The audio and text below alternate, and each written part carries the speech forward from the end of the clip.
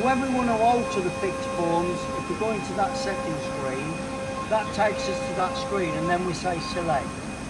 And it will then come up with all the fixed forms that we've got.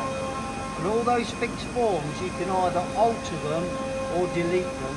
If you press alter, it'll come up with that form and you can alter it. You've got the option then, you can copy what's in there, or you can paste anything from the clipboard in there. Just press cancel to get out. You can delete them, and it does give you a warning if you go to delete it.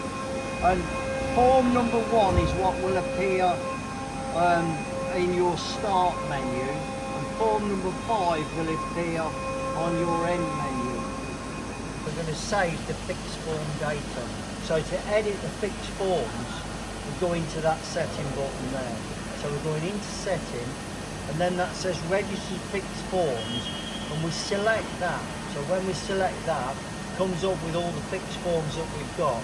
So we've got the ones on 1, 2, 3 and 5. Now 5 will come up on your end button, and 1 will come up on your start button.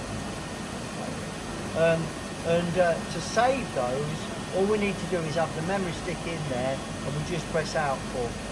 And we can give it a name.